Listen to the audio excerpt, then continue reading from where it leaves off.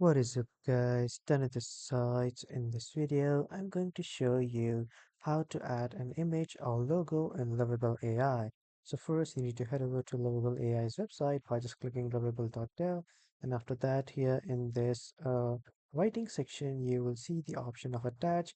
If you can't see it here, just simply click on this plus icon, and after that a drop down list will appear. From there you can choose the attach options, and after that you need to click on attach and then add images.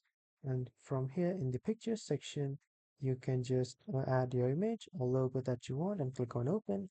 And then the image will be added here.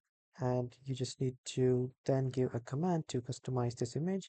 Let's say I am saying enhance the color of this image. And after that, I'll hit enter. And after signing in here, you can see I have signed in. So just simply hit enter, and then this will enhance the color of this image. So to use extra Lovable.dev, you just need to purchase the pro or business version of Lovable.dev, and then you will be able to design all these. So that was all for this video, everyone. Thank you for watching.